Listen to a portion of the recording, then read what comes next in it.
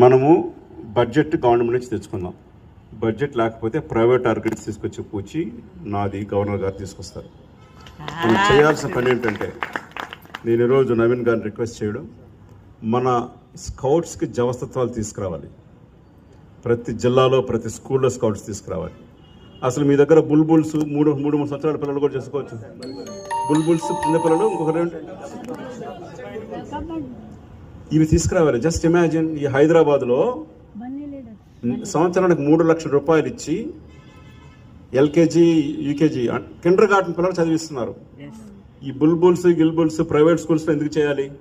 మన గవర్నమెంట్ స్కూల్స్లో ఎందుకు చేయాలి? ప్రైవేట్ స్కూల్స్లో ఎందుకు చేయకూడదు? మనం హైదరాబాద్లో దాదాపు 1.5 కోట్ల జనాభా ఉంటే కనీసం ఒక 20 లక్షల చిన్నపిల్లలు ఉంటారా? వాళ్ళని తీసుకురావాలి ఇక్కడికి. అందుకనే ఈ క్యాంపస్ని బాగా చేయాలి. ఇది ఫస్ట్ టాస్క్. నేను నవీన్ నికోలస్ గారిని అడగడం, మీరు ఒక డిఓల మీటింగ్ పెట్టండి, ఒక యాక్షన్ ప్లాన్ తయారు చేయండి. గవర్నర్ గారిని తీసుకొస్తాను, నేను ఒక యాక్షన్ ప్లాన్ ప్రజెంట్ చేస్తాను. వాళ్ళకి బడ్జెట్ ఎంతో చూపిస్తాం. ఆ బడ్జెట్లో గవర్నమెంట్ నుంచి ఎంత తెచ్చుకోవాలి, కార్పొరేట్ అఫైర్స్ నుంచి సిఎస్ఆర్ కింద అందుకు తీసుకురావాలి, అది పట్టుకొస్తాం. బట్ ఒక మంచి యాక్షన్ ప్లాన్ కావాలి మనకు.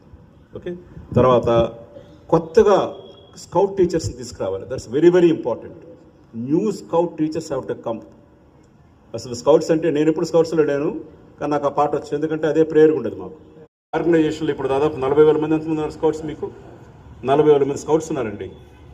ఒక 4 కోట్ల జనాభా ఉండే వాళ్ళలో 40,000 మంది తక్కువ కదా. దీన్ని డబల్ చేయాల్సిన అవసరం ఉంది. ఓకే, మంచి కార్యక్రమాలు చేయాలి. ఇప్పుడు ఈ మైకులు వచ్చాయి కదా, ఇటువంటి పర్మనెంట్గా మనకు ఒకటి ఉండాలి.